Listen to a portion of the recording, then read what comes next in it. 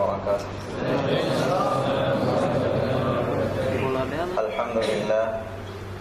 الحمد لله نحمده ونستعينه ونستغفره ونعوذ بالله من شرور أنفسنا ومن سيئات أعمالنا. من يهده الله فلا مضل له ومن يضلل فلا هادي له. ونشهد أن لا إله إلا الله ونشهد أن محمدا عبده ورسوله. أما بعد فإن أصدق الحديث كتاب الله وخير الهدي هدي محمد صلى الله تعالى عليه وعلى آله وسلم. وشر الأمور محدثاتها وكل محدثة بدعة وكل بدعة ضلالة وكل ضلالة في النار. أما بعد أعوذ بالله من الشيطان الرجيم. إنما أمره إذا أراد شيئا أن يقول له كن فيكون. وقال تعالى في موضع آخر إن الله يفعل ما يشاء. وقال تعالى فعال لما يريد. وقال رسول الله صلى الله عليه وسلم من أحب سنتي فقد أحبني ومن أحبني كان معي في الجنة.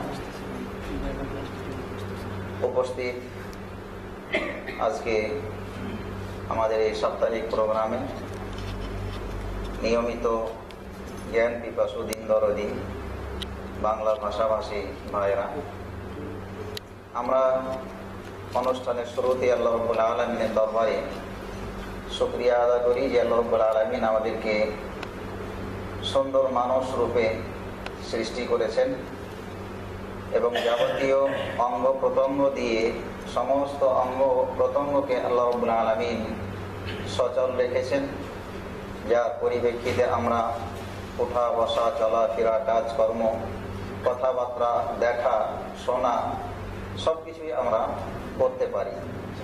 যে আল্লাহ রাব্বুল আলামিনের অশেষ মেহেরবানিতে আমরা আজকে একজন আরেকজনের সাথে কথা বলার মাধ্যমে যে আমরা ভাব আদান প্রদান করে থাকি।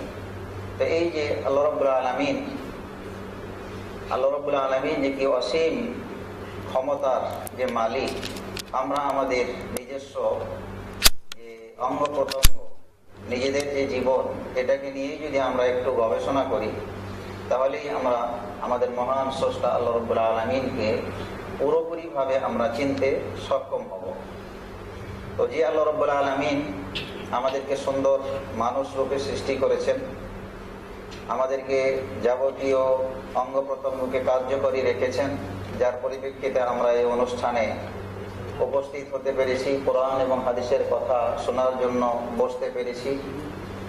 এই মজলিসে বসার জন্য, কোরআন এবং হাদিসের আলোচনায় বসার সুবর্ণ সুযোগটুকুর জন্য আমরা প্রথমে আল্লাহর দরবারে শুকরিয়া আদা করে নিই এবং প্রশংসা জানাই। আমরা সকলেই পড়ি আলহামদুলিল্লাহ। আল্লাহ রাব্বুল আলামিনের দেওয়া জবান দিয়ে আল্লাহর শুকরিয়া এবং প্রশংসা আমরা জানাতে পারলাম। এই প্রশংসা এবং শুকরিয়ার পরে আমরা আমাদের সেই জবান দিয়ে সেই মহামানবের প্রতি আমরা দরুদ এবং সালাম পেশ করি, যেই নবী এই দুনিয়ার বুকে এসেছিলেন, যিনি সর্বকালের সর্বযুগের সর্বশ্রেষ্ঠ মানুষ। ওনার চেয়ে মর্যাদাবান পৃথিবীতে আর কোনো মানুষ আসেন নাই। তো সেই শ্রেষ্ঠ মানুষের আমরা শ্রেষ্ঠ উম্মত হিসাবে আমাদের পক্ষ থেকে তাঁর প্রতি অসংখ্য অগণিত দুরূদ এবং সালাম আমরা পেশ করি। তিনি আমাদের প্রিয় নবী সৈয়দুল মুরসালিন খাতামুল আম্বিয়া নবী মুহাম্মদুর রাসূলুল্লাহ সাল্লাল্লাহু আলাইহি ওয়াসাল্লাম। তারপরে সম্মানিত ভাইরা, আমরা গত সপ্তাহে আপনার মেরাজ সম্পর্কে আমরা আলোচনা করেছি। বাকি আলোচনাটুকু আমরা আজকে করতে চাই যে মেরাজ থেকে আমরা কি শিক্ষা অর্জন করতে পারি উম্মতি মুহাম্মাদী হিসাবে। তো সেই মেরাজের শিক্ষা আমরা আমাদের জীবনে জেনে তার উপর আমাদের আমল করার চেষ্টা করতে হবে। এটাই হচ্ছে একজন মুমিন হিসাবে আমাদের ঈমানের দাবি। তো সেই মেরাজ সম্পর্কে আমরা যতটুকু জেনেছি, এই 2 দিনের আলোচনায় রাসূলুল্লাহ সাল্লাল্লাহু আলাইহি সাল্লামের এই সম্মানিত যে সফর, সম্মানজনক যে সফর, এই সফরের বর্ণনা দেওয়া মানে খুব কঠিন। তদুপরিও আমরা যতটুকু পারি আজকের আলোচনা এবং গত সপ্তাহের আলোচনা দিয়ে আমরা জানার এবং বোঝার চেষ্টা করব। আমা তাওফীকি ইল্লা বিল্লাহ আলাইহি তাওয়াক্কালতু ওয়া ইলাইহি উনীব। সম্মানিত ভাইরা, মেরাজ আল্লাহ রাসূলের হয়েছিল, এটা একেবারে দিনের মতো সত্য এবং এটা আমাদেরকে বিশ্বাস করতে হবে। এটা অলৌকিক বা অসম্ভব বলে কোনো কিছু কি নয়। অনেকেই রাসূলুল্লাহ সাল্লাল্লাহু আলাইহি সাল্লামের মেরাজকে বিশ্বাস করতে পারে নাই, কাফেররা তো বিশ্বাসই করে নাই। এটা নিয়ে তারা তামাশা, বিভিন্ন ধরনের রহস্য রাসূলুল্লাহ সাল্লাল্লাহু আলাইহি সাল্লামের সাথে তারা করেছেন, কটাক্ষ করেছেন। কিছু দলিল আদিল্লাও তারা চেয়েছিলেন, আল্লাহ রাসূল সাল্লাল্লাহু আলাইহি সাল্লাম সেই দলিল আদিল্লার মানে সেটাও পুরোপুরিভাবে তাদেরকে ব্যাখ্যাও দিয়ে দিয়েছিলেন। তারপরেও কি তারা আল্লাহ রাসূল সাল্লাল্লাহু আলাইহি সাল্লামের মেরাজকে বিশ্বাস তারা করতে পারে নাই।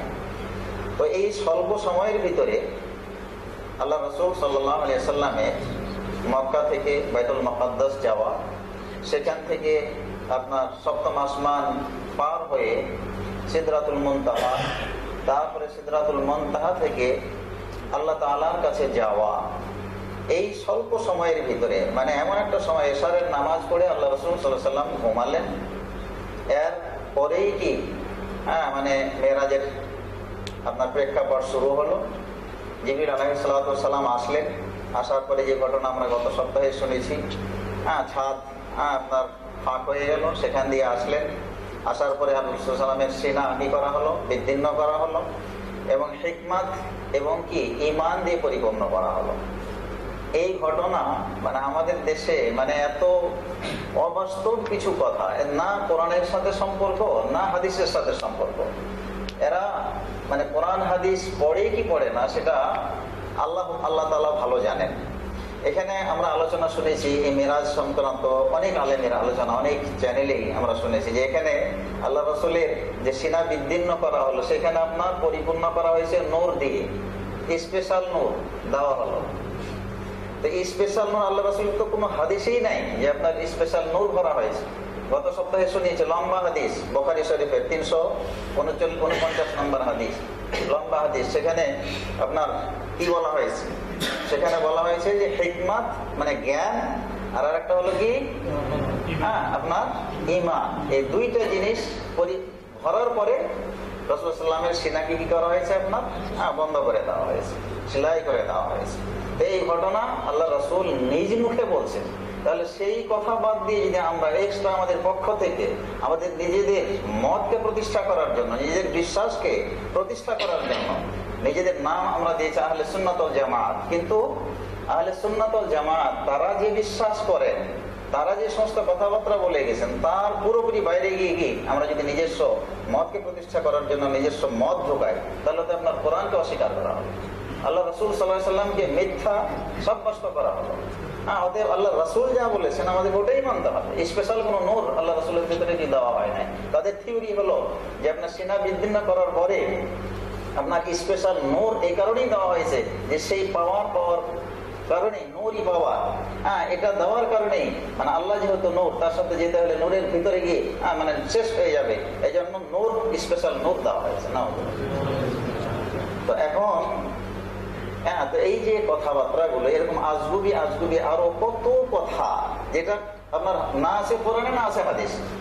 আল্লাহ রাসূল সাল্লাল্লাহু আলাইহি ওয়াসাল্লাম তো মেরাজ থেকে কিভাবে গেলেন, কিভাবে আসলেন, কি দেখলেন, কি কথাবার্তা হলো, কি নিয়ে আসলেন, আল্লাহ রাসূল সাল্লাল্লাহু আলাইহি ওয়াসাল্লাম আল্লাহকে কি তোহফা বা হাদিয়া দিলেন, এই সব কিছুই কি আপনার হাদিসে আছে। কোরআনে সংক্ষিপ্ত ভাবে আছে, হাদিসে বিস্তারিত আল্লাহ রাসূল সাল্লাল্লাহু আলাইহি ওয়াসাল্লাম কি আমাদেরকে বলে গিয়েছেন। আল্লাহ রাসূল সাল্লাল্লাহু আলাইহি ওয়াসাল্লাম যখন আল্লাহর কাছে গেলেন তখন কি বলেছিলেন? আত-তাহিয়াতু লিল্লাহি ওয়াস-সালাওয়াতু ওয়াত-তাইয়িবাতু। এই শব্দগুলো কি আমাদের রাসূল সাল্লাল্লাহু আলাইহি ওয়াসাল্লাম আল্লাহর শানে কি করেছিলেন, বলেছিলেন, যেটা আমরা তাশাহুদে কি আমরা পড়ে থাকি, যেটা আমরা কি করি তাশাহুদের মধ্যে পড়ে থাকি। তো এই জিনিসগুলো আল্লাহর কাছে পেশ করেছিলেন। তো এই জিনিস আল্লাহর সাথে সাক্ষাতে কি বলতে হয়, কি করতে হয়, এগুলো তো পুরোপুরি আল্লাহ রাসূল সাল্লাল্লাহু আলাইহি ওয়াসাল্লাম কি বলে দিয়েছেন।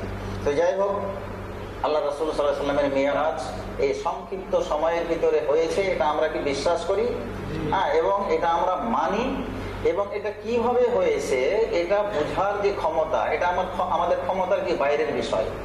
তার কারণ উনি এশারের পরে গেলেন এবং হাদিসে এটাও আছে যে উজুর পানি তখনও কি গড়িয়ে পড়ছিল যখন মেরাজ থেকে ফিরে আসলেন। এতগুলো ঘটনা মেরাজে গিয়ে আপনার ঘটে যাচ্ছে, জান্নাত জাহান্নাম কথাবার্তা, বারবার গিয়ে আপনার আসা এবং যাওয়া, হ্যাঁ, তারপরে আপনার কি এই নামাজ কম করে নিয়ে আসা। তো এই যে সমস্ত বিশাল ব্যাপার না, অনেক সময়ের দরকার। তো এই সময়, এই স্বল্প সময় পানি আপনার গড়িয়ে পড়তেছে, হ্যাঁ, ফিরে এসে দেখতেছেন যে আল্লাহ রাসূলের পানি তখনই হুজুর পানি আপনার শুকায় না।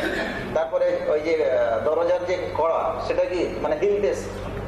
তো এই যে ব্যাপারগুলো এটা কিভাবে করেছেন, এটা আল্লাহর কাছে কোনো কিছুর কি আপনার অসম্ভব বলে কোনো জিনিস আছে? কোনো কিছুই নাই। সূরা ইয়াসিনে আল্লাহ তাআলা আপনার 82 নম্বর আয়াত আল্লাহ তাআলা বলতেছেন যে ইন্নামা আমরুহু ইযা আরাদা শাইআন আন ইয়াকুলা লাহু কুন ফায়াকুন, যে যখনই আল্লাহ রাব্বুল আলামিন কোনো কিছু করার ইচ্ছা করেন, কোনো কিছু বানানোর বা করার যখন আল্লাহ তাআলা কি করেন, ইচ্ছা করেন, তখন শুধু কি বলতে হয় আল্লাহকে, কোন, এটা হয়ে যায়, সাথে সাথে কি হয়ে যায়, ফায়াকুন, সেটা কি হয়ে যায়, হয়ে যায়, সেটা হয়ে যায়। তো আল্লাহর ক্ষমতা এটা বুঝার শক্তি তো আমাদের নাই। আল্লাহ রাব্বুল আলামিন কিভাবে করাবেন, কিভাবে দেখাবেন, এই স্বল্প সময়ে আল্লাহ রাসূলকে এত কিভাবে বিস্তারিত সবকিছু করালেন, এটা তো আল্লাহর ব্যাপার। আল্লাহ যা কিছু ইচ্ছা সবকিছুই কি করতে পারেন। ইন্নাল্লাহা ইয়াফআলু মা ইয়াশা, সূরা হজ্জে 18 নম্বর আয়াতে আল্লাহ তাআলা বলতেছে যে আল্লাহ তাআলা যা চান তাই করেন। আল্লাহ রাব্বুল আলামিন যা চান তাই করেন। আবার সূরা বুরুজে আল্লাহ তাআলা বলতেছেন যে ফাআলুল লিমা ইউরিদ, আল্লাহ রাব্বুল আলামিন করতে পারেন যা ইচ্ছা তাই আল্লাহ রাব্বুল আলামিন কি করতে পারেন। তাহলে আল্লাহর ক্ষমতা, এই ক্ষমতা বোঝার শক্তি তো আমাদের নেই। তো আল্লাহ রাসূলের মেরাজ, এই যে লম্বা চওড়া ঘটনা কিভাবে হলো, এটা আল্লাহ রাব্বুল আলামিনই ভালো জানেন। আল্লাহ রাব্বুল আলামিন এই স্বল্প সময়ে সবকিছু করাতে পারেন, হ্যাঁ, যেহেতু তিনি কি সর্বময় ক্ষমতার কি অধিকারী। তো সে আল্লাহ তাআলা আমাদের রাসূল সাল্লাল্লাহু আলাইহি ওয়াসাল্লামকে এগুলো কি করিয়েছেন। তো উনি মেরাজে গেলেন, সবকিছু জান্নাত জাহান্নাম সবকিছু দেখলেন, হ্যাঁ, এই জিনিসগুলো বিস্তারিত কি বর্ণনা দেওয়া হয়েছে। এরপর আজগুবি কিছু কিসসা কাহিনী আরো বলা হলো যে আল্লাহ রাসূল সাল্লাল্লাহু আলাইহি ওয়াসাল্লাম মানে আরশ আজিমে স্মরণ হলো সেই মুসা আলাইহিস সালামের কথা, যে আল্লাহ তাআলা কোরআন নাযিল করে বলেছেন যে ফাখলা'আন আলাইক ইন্নাকা বিল ওয়াদিল মুকাদ্দাসি তুয়া, যে হে মুসা তোমার জুতা খুলে নাও, এটা একটা পবিত্র ভূমি, এখানে জুতা মেরে দিয়ে আসা যাবে না। তা আল্লাহ রাসূলের স্মরণ হলো, মানে এই সমস্ত আজগুবি কথাবার্তা আর কি, যে আল্লাহ রাসূলের স্মরণ হলো যে মুসাকে তো নিষেধ করা হয়েছিল, তা আমি তো আরশে যাচ্ছি আল্লাহর সাথে কি দেখা করার জন্য, হ্যাঁ, আমি কি জুতা খুলে নি। আল্লাহ রাসূল নাকি জুতা খুলছিলেন, আল্লাহ তাআলা নাকি নিষেধ করে দিলেন জুতা খোলার দরকার নাই, হ্যাঁ, তোমার জুতা আমার আরশের স্পর্শ হয়ে আমার আরশ ধন্য হবে, হ্যাঁ, এই যে কথাবার্তা বলে আল্লাহর যেটা পাওয়ার বেশি করে দেওয়া না। আমরা রাসূলকে রাসূল হিসাবেই মানি এবং আমরা অতটুকুই মর্যাদা দিই যতটুকু মানে কি আল্লাহ তাআলা দিয়েছেন।